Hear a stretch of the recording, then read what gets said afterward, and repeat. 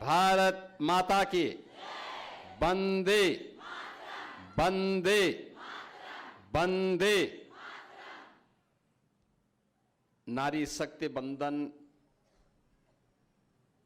सम्मेलन के आज के इस कार्यक्रम में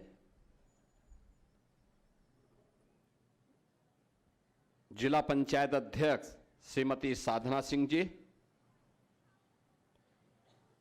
गोरखपुर के महापौर डॉक्टर मंगलेश श्रीवास्तव जी, दीनदयाल उपाध्याय गोरखपुर विश्वविद्यालय के कुलपति प्रोफेसर पूनम टंडन जी, प्रख्यात चिकित्सक डॉक्टर स्मिता मोदी जी, प्रोफेसर रंजना जी,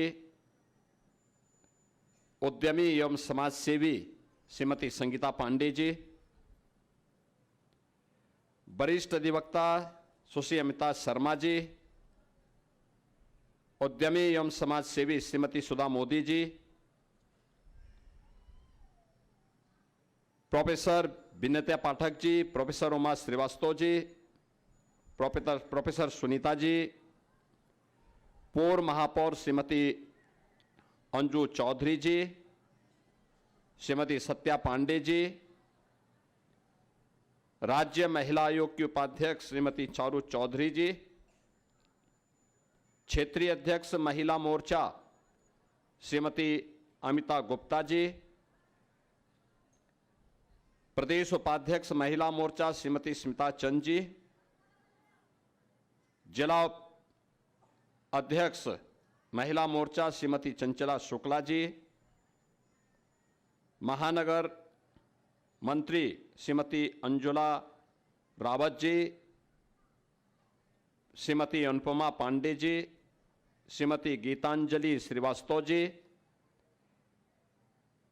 श्रीमती मंजू सिंह सैंथवार जी, हमारे सभी पार्षदगण, ब्लॉक प्रमुखगण, नगर पंचायत के अध्यक्षगण और आज के इस सम्मेलन में विशेष रूप से उपस्थित भारतीय जनता पार्टी के जिला के अध्यक्ष जनार्दन तिवारी जी, महानगर के अध्यक्ष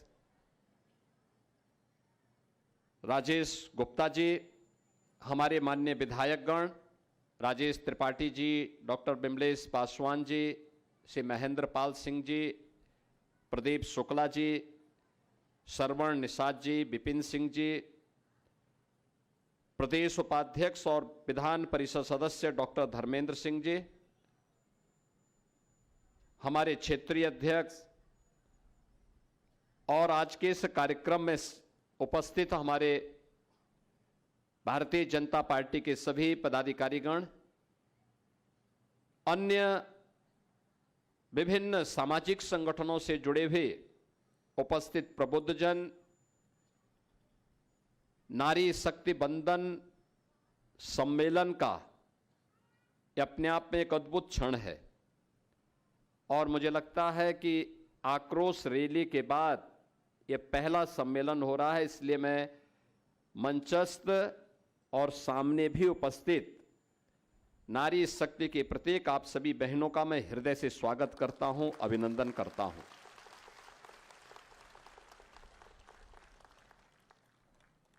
ये सम्मेलन इस भीषण गर्मी के बीच आप सभी इस सम्मेलन में उपस्थित हुए और एक बहुत शॉर्ट नोटिस पर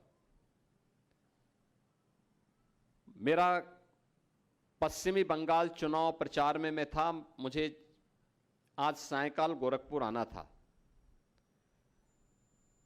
तो मैंने अचानक जिला और महानगर इकाई के साथ ही डॉक्टर धर्मेंद्र सिंह जी से इस बारे में कहा कि अगर ज्वलंत मुद्दे को लेकर के हम गोरखपुर के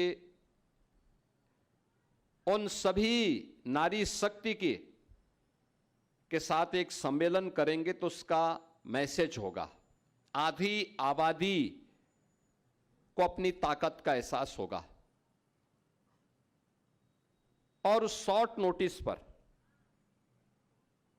इतनी बड़ी संख्या में आप सबकी उपस्थिति ये दिखाता है कि आपको आपके अधिकार से बहुत अधिक दिनों तक कोई वंचित नहीं रख सकता।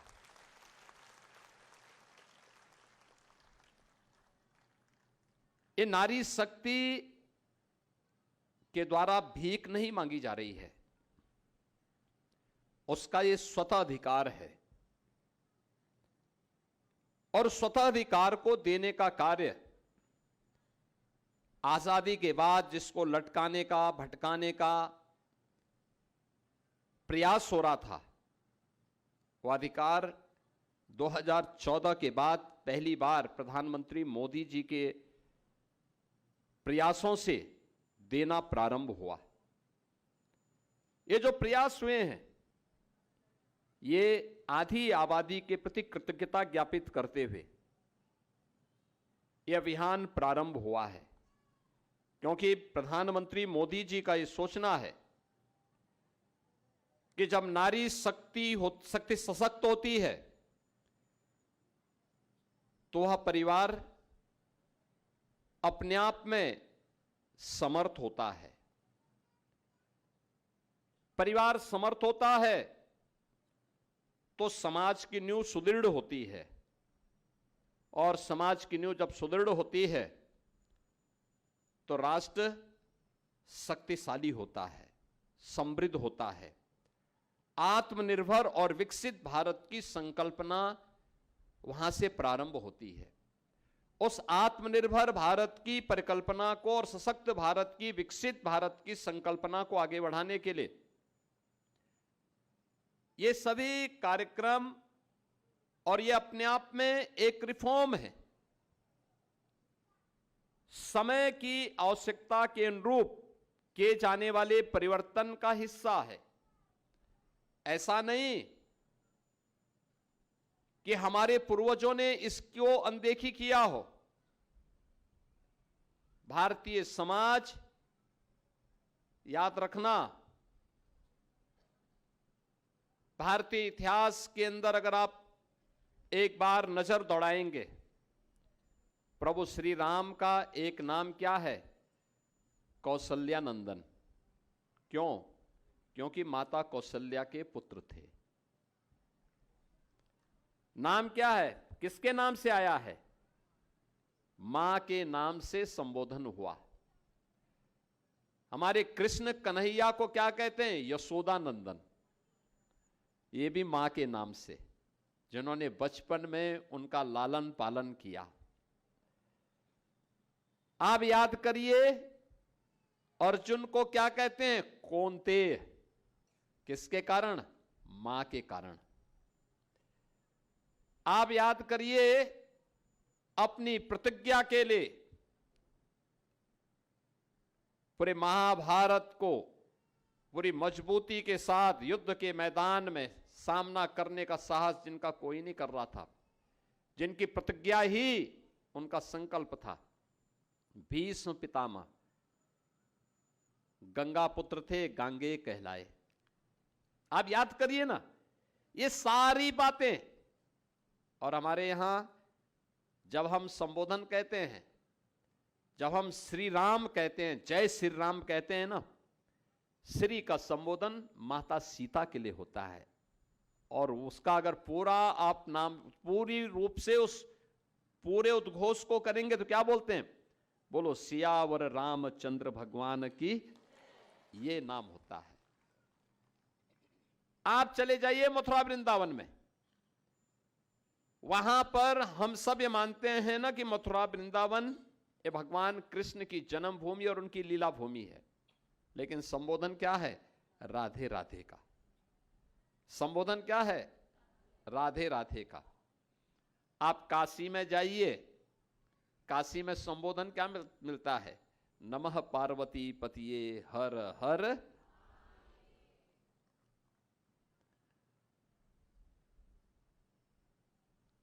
अब केवल ये यहीं पे विराम नहीं दिया गया इसको।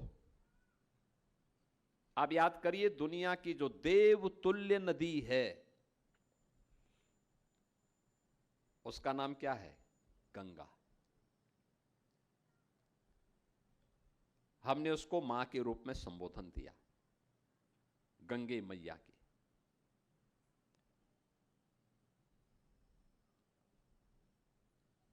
भले ही पशु योनि में है, लेकिन सबसे पवित्र है, देवतुल्य है, देव अंश जिसमें मौजूद है, उसको हमने क्या बोला? गौ मैया। हमने हाथी को हाथी मैया नहीं बोला। लोग अपने घरों में कुत्ता पालते हैं, कुत्ते को नहीं बोलते, लेकिन गाय को बोल देते। हर हिंदू बोलता है, हर सनातन धर्मावलंबी बोलता है। आप याद करिए ना, दुनिया के अंदर कहीं भी कोई भी देश है, वो गाय को माने या ना माने, लेकिन दूध गाय का ही पीता होगा ना गाय का दूध। क्या जो लोग गाय को खाते हैं, क्या वे सूअर का दूध पीते हैं क्या? नहीं, दूध तो गाय का ही सब लोग पीते हैं। कोई बच्चा होगा, मां का ही दूध पिएगा ना। यानी ये प्रकृति से प्रदत्त उपहार है, देवीय उपहार है। समुद्र मंथन से निकले वे रत्न हैं जो हमें मातृशक्ति के संबोधन के साथ जोड़ता है। और इसीलिए ये भारत की ऋषि परंपरा ने उसको उसी रूप में आगे बढ़ाया, और इसलिए नारी गरिमा को, उसकी महत्ता को हर स्तर पर सम्मान देते हुए उसको आगे बढ़ाने का काम किया। 14 में प्रधानमंत्री मोदी जी के आने के बाद यही प्रयास प्रारंभ हुआ। आपने देखा होगा बहुत सारी जगह क्या समस्याएं थी। बेटी संपत्ति में अपना अधिकार न मांग सके, इसके लिए भ्रूण हत्या होने की शिकायतें आ रही थी। प्रधानमंत्री मोदी जी ने देशवासियों का आह्वान किया, बेटी बचाओ बेटी पढ़ाओ। पूरे देश के अंदर आंदोलन चला। इसके संरक्षण के लिए मातृवंदना योजना चलाई, बेटी सुरक्षित हो सके। इंद्रधनुष योजना के अंतर्गत 7 प्रकार के टीकाओं को कराना अनिवार्य प्रारंभ किया। और जब प्रदेश में हमारी सरकार बनी तो प्रधानमंत्री जी ने सबसे पहली बात यही कही, कहा कि देखिए महिला और पुरुष का जो अनुपात में भिन्नता है, इसको नियंत्रित करना है। भ्रूण हत्या अभिशाप है, इसको रोका जाना है। हमें इस बात को ध्यान में रखना होगा कि हमें बाल विवाह भी नहीं होने देना है। और आप देखिए, उसके बाद फिर हम लोगों ने उत्तर प्रदेश में पहले मुख्यमंत्री कन्या सुमंगला योजना चलाई।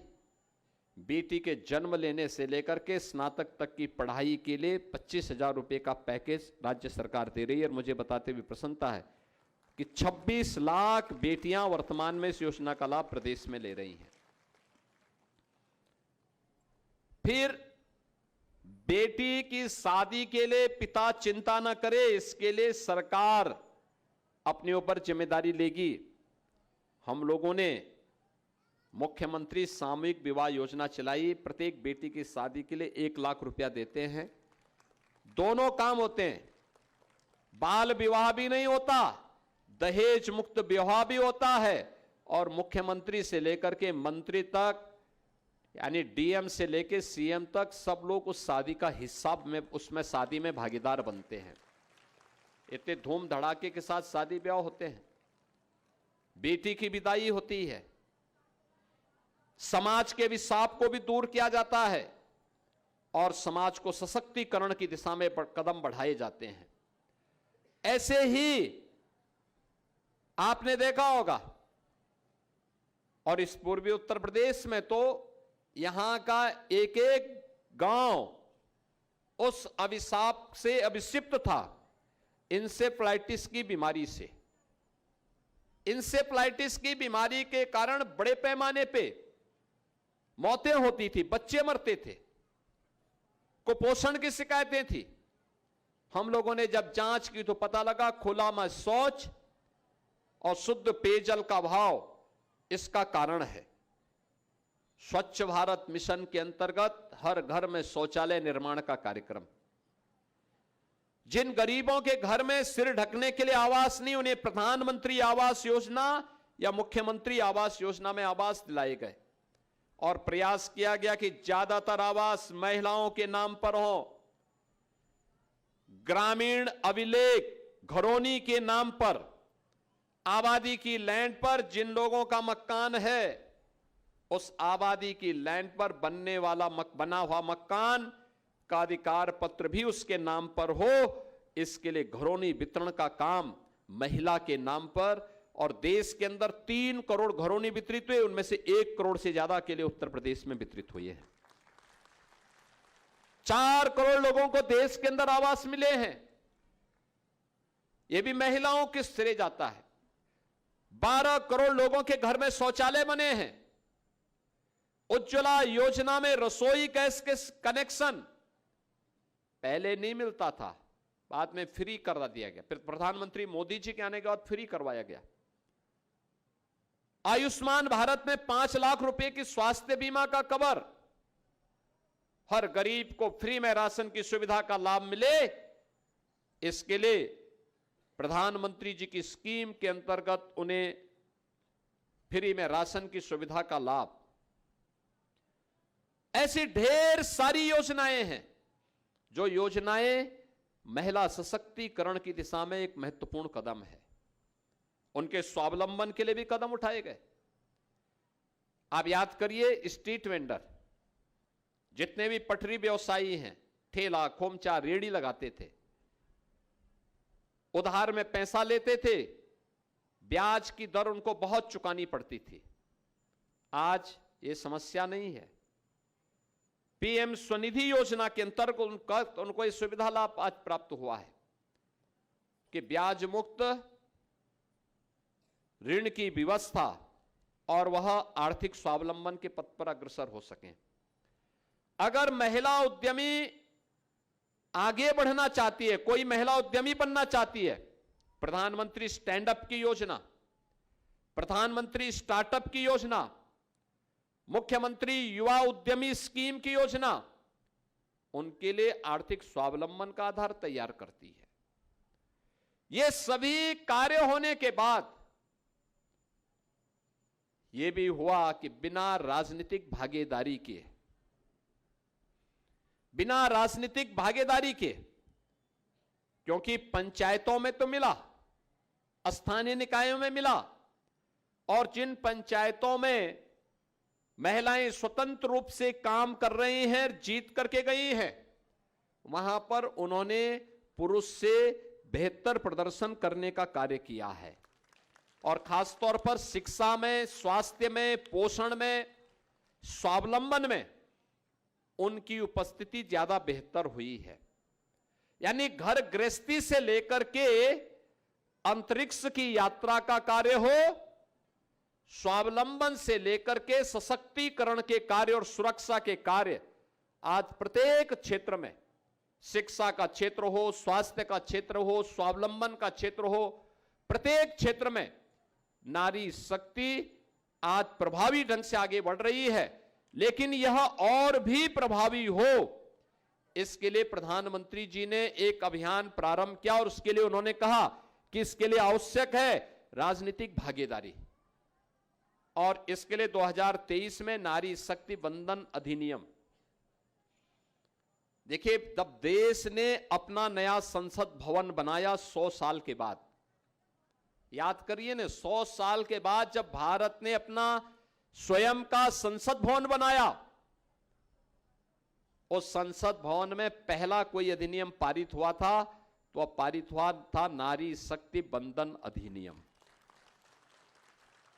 इस अधिनियम के तहत, इस एक्ट के तहत संसद और विधानसभाओं में महिलाओं को 33% आरक्षण हो। 33% आरक्षण का मतलब, जैसे पंचायतों में और स्थानीय निकायों में 33% आरक्षण में हम लोग देखते हैं कि ब्लॉक प्रमुख 54% यूपी के अंदर महिलाएं बन गई, जिला पंचायत अध्यक्ष में भी ज्यादा बनी है, प्रधान भी ज्यादा बनी है। इसका मतलब 33% का मतलब अपने आप ही आपकी संख्या 50% तक पहुंच जाएगी, पहुंच जाएगी। लेकिन वह समय पे मिले जब प्रधानमंत्री जी ने इसके लिए पहल प्रारंभ की। लगातार कांग्रेस, समाजवादी पार्टी ये दल भटका रहे थे, उसको पारित नहीं होने देना चाहते थे, आधार कुछ न कुछ बहाना बना रहे थे। इनका इतिहास ही नारी विरोधी रहा है, इनके कारनामे नारी विरोधी रहे हैं। कौन नहीं जानता है कांग्रेस के इतिहास को? नारी को उसका अधिकार मिले, वंचितों को, दलितों को उसका अधिकार मिले, पिछड़ी जाति को उसका अधिकार मिले, वो हमेशा उसमें बाधक रही। समाजवादी पार्टी तो घोषित रूप से नारी विरोधी है। नारा ही गूंजता था, देख सपाई बिटिया घबराई, ये नारा गूंजता था जगह जगह। लोग बोलते थे क्या है ये सब, आप तो गोरखपुर में तब भी सुरक्षित हैं। मध्य यूपी और पश्चिमी उत्तर प्रदेश की स्थिति क्या थी 2017 के पहले? बड़े परिवार, हर परिवार ने या तो बेटी को स्कूल भेजना बंद कर दिया था या दूर अपने रिश्तेदार के यहां भेज करके वहां उसको पढ़ाते थे, यूपी के बाहर। और आज मुझे अच्छा लगता है जब मैं यूपी के अंदर किसी भी जनपद में जाता हूं और मैं देखता हूं कि बेटियां स्कूल जा रही हैं बिना रोक टोक के। पुलिस में आप याद करिए 1947 से 2017 तक उत्तर प्रदेश पुलिस में महिलाओं की भागीदारी मात्र 10,000 थी और आज इनकी संख्या 44 से 45,000 है। कितना गुना बढ़ा? ये 9 वर्षों में इतनी संख्या, बड़ी संख्या हो गई। और हम लोगों ने अनिवार्य किया है कि महिला पुलिस, जो भी पुलिस की भर्ती होगी अनिवार्य रूप से उसमें 20% महिलाओं को भर्ती करना अनिवार्य होना चाहिए। यह अनिवार्य रूप से उसमें करने की आवश्यकता है। हम लोगों ने 9 लाख से अधिक सरकारी नौकरी दी और 9 लाख से अधिक सरकारी नौकरी में से 1.25 लाख केवल महिलाएं भर्ती हुई हैं सरकारी नौकरी में। आज जीवन के प्रत्येक क्षेत्र में, एमएसएमई सेक्टर में, जिसको हमने रिवाइव किया है, जो मृत प्राय हो गया था, 3 करोड़ से अधिक महिलाएं आज प्रदेश के अंदर जो लोग कार्य कर रहे हैं उनमें से आधी आबादी महिलाओं की है। 21,000 स्टार्टअप यूपी के अंदर कार्य कर रहे हैं, इनमें से आधे से अधिक स्टार्टअप महिलाओं के द्वारा संचालित है। यानी वह हर एक क्षेत्र में एक नेतृत्व दे रही है। लेकिन यह नेतृत्व और सशक्त हो सकता है, क्योंकि आत्मनिर्भर और विकसित भारत के लिए आवश्यक है, आत्मनिर्भर और विकसित भारत के लिए आवश्यक है कि उन्हें राजनीतिक भागीदारी भी मिले, राजनीतिक भागीदारी भी मिले, जहां कानून बनता हो, कानून के प्रभावी क्रियान्वयन के लिए जहां पर चर्चा होती हो, उन मंचों पर उनकी उपस्थिति भी उतनी ही सशक्त हो। और 2029 के लोकसभा चुनाव से प्रधानमंत्री मोदी जी इसकी शुरुआत करना चाहते थे। इससे संबंधित जो संशोधन जब संसद में लाने का कार्यक्रम बना, आपने देखा होगा यहां पे जब महिला आयोग की उपाध्यक्ष भी बोल रही थी कि संसद में दर्शक दीर्घा में ये लोग मौजूद थे। जैसे संशोधन प्रस्तुत हुआ, उस पर वोटिंग और उस पर चर्चा हुई और फिर वोटिंग की नौबत आई, कांग्रेस ने, समाजवादी पार्टी ने, टीएमसी ने, डीएमके ने विरोध कर दिया।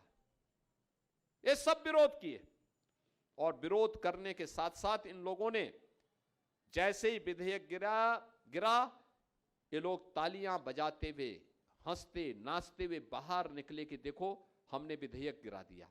यानी आपको मिलने वाले अधिकार पर ये जश्न मना रहे थे। वो अधिकार न मिले, यह विधेयक गिरा, उस पर ये जश्न मना रहे थे। और इसीलिए भारतीय जनता पार्टी ने तय किया है कि जो लोग आधी आबादी को मिलने वाले उनके जायज अधिकारों पर प्रहार करते हो, उसमें बाधा बनते हो, और उस प्रकार का विधेयक जब गिरता है तो उस पर जश्न मनाते हो, तो इन लोगों को सबक सिखाने की आवश्यकता है। क्योंकि इनके रहते हुए आधी आबादी की सुरक्षा खतरे में है, उनका सम्मान खतरे में है, और उनका स्वावलंबन भी खतरे में है। और इसके लिए जगह जगह प्रदर्शन हो रहे हैं। मैं तो देख रहा हूं, मैं बंगाल से सीधे आ रहा हूं प्रचार करके। भीषण गर्मी थी। मेरी एक सभा थी अभी कुछ देर पहले कोलकाता के पास, हावड़ा के पास। वहां पे टीएमसी का एक प्रत्याशी जो आपराधिक प्रवृत्ति का था, वो भारतीय जनता पार्टी के प्रत्याशी को मंच ही नहीं लगाने दे रहा था। और जैसे मेरा हेलीकॉप्टर वहां उतरने वाला था, उसके 15 मिनट पहले हजारों की संख्या में नारी शक्ति वहां पर आ गई, और उन्होंने समाज सभा के समर्थन में, भारतीय जनता पार्टी के समर्थन में उस पूरे कार्यक्रम को प्रभावी ढंग से, आप सोचो 43-44 डिग्री का टेम्परेचर, सामने कोई भी पंडाल नहीं, लेकिन वे सभी बहनें, वे सभी बेटियां अपने परिवार के साथ उस भीषण गर्मी में खड़े होकर के भाषण सुन रही थी, और प्रधानमंत्री मोदी जी के प्रति आभार व्यक्त करते हुए आश्वस्त कर रही थी कि हम बीजेपी को जिता करके भेजेंगे। यह है जज्बा, और उसी जज्बे को आगे बढ़ाने की आवश्यकता है। मैं आज के इस अवसर पर आपको इस बात के लिए आश्वस्त करने के लिए आया हूं कि राज्य सरकार, ये डबल इंजन की सरकार, आधी आबादी के सशक्तिकरण के लिए, उनकी सुरक्षा के लिए, उनके सम्मान के लिए पूरी प्रतिबद्धता के साथ कार्य कर रही है और करना चाहती है, उसको आगे बढ़ाना चाहती है। लेकिन इसमें लीडरशिप भी आपके हाथों में हो, नेतृत्व भी आपके हाथों में हो, और उसी पहल को आगे बढ़ाने के लिए आज गोरखपुर महानगर और जनपद में यहां पे इस पहल को नारी शक्ति वंदन सम्मेलन के रूप में आज गोरखपुर से प्रारंभ किया है।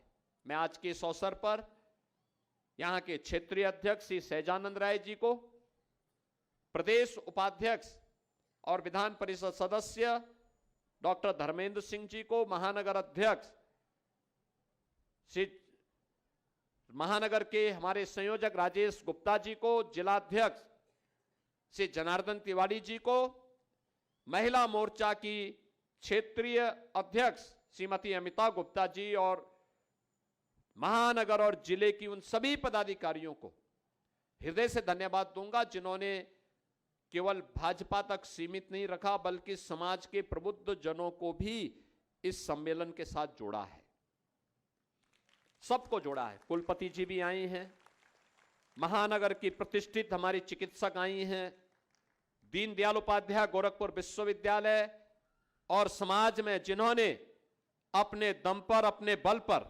नारी गरिमा के साथ साथ नारी सशक्तिकरण का उदाहरण प्रस्तुत किया है, ऐसी सभी नारियां यहां पर मंच पर आज उपस्थित हुई हैं। मैं उनका अभिनंदन करता हूं। ब्लॉक प्रमुखगण हैं, जिला पंचायत अध्यक्ष के साथ साथ सभी ब्लॉक प्रमुख, नगर पंचायतों के अध्यक्षगण, पार्षदगण, और इतनी बड़ी संख्या में आप सबकी उपस्थिति नारी अधिकारों के प्रति आपकी जागरूकता का प्रमाण है। मैं आज के इस अवसर पर एक बार फिर से आप सबको आपके इस अधिकार के साथ प्रदेश सरकार की प्रतिबद्धता आपके सामने प्रस्तुत करते हुए आश्वस्त करता हूं कि आपके साथ सदैव ये डबल इंजन की सरकार आपके हितों के संरक्षण करने के लिए सदैव पूरी प्रतिबद्धता के साथ कार्य करेगी।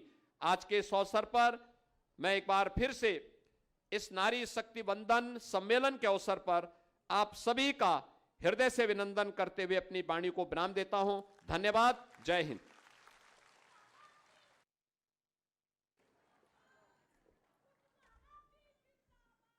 योगी आदित्यनाथ। सीएम योगी को आप सुन रहे थे। जिस तरीके से कार्यक्रम का आयोजन किया गया, और इस दौरान भारी संख्या में महिलाएं देखी गई। बहुत कम शॉर्ट नोटिस पर इस कार्यक्रम का आयोजन किया गया, जिसका जिक्र सीएम ने किया। हालांकि आधी आबादी को हक मिले, जो हक नहीं मिल रहा है, इसके लिए उन्होंने विपक्षी पार्टियों को जिम्मेदार ठहराया है। सिर्फ एक क्लिक और एक छोटा सा लोन, लेकिन क्या आपने कभी सोचा है कि ये एक क्लिक आपकी पूरी जिंदगी बर्बाद कर सकता है? एक ऐसी कहानी जहां मदद के लिए मिला जब और एक खुशहाल परिवार बन गया डर, ब्लैकमेल और बर्बादी का शिकार। आखिर उस रात क्या हुआ?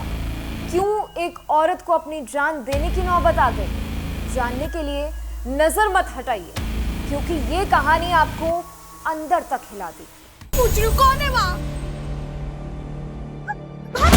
हमारे नसीब में तो ये सीलन वाली दीवारें, ये गिरता प्लस्तर और ये अंधेरा है। मायके से यही सब सीख कर आई हो क्या? सास सिंगार और मोबाइल से फुर्सत मिलेगी तब तो घर पर ध्यान दोगी ना। मैंने आपके लिए एक और कम कर दिया, 97,000 में हार्ड डन करो। भाभी, भैया ने पैसे भिजवा दिए क्या? वो घर के छत का काम शुरू करवाना है ना। मुझे सब खत्म हो गया। आज कंपनी ने अचानक से आधे लोगों को काम से निकाल दिया। हेलो भाभी जी, प्रणाम। कमीने, इतनी गिरी हुई हरकत कैसे कर सकते हो तुम? ये वीडियो आगे जानने के लिए देखिए लोन ट्रैप, सिर्फ टुकटुकी पर। एक क्लिक की गलती एक परिवार की पूरी जिंदगी हिला सकती है। ऑनलाइन दुनिया जितनी आसान दिखती है, उतनी ही खतरनाक भी हो सकती है। इसलिए याद रखिए, अनजान लोन ऐप मतलब बड़ा खतरा। और सबसे जरूरी बात, मुश्किल वक्त में छुपाना नहीं चाहिए, बल्कि अपने परिवार से बात करना सबसे बड़ी ताकत होती है। आखिर कहानी में आगे क्या हुआ, जानने के लिए देखें लोन ट्रैप, सिर्फ टुकटुकी पर। सतर्क रहें, सुरक्षित रहें।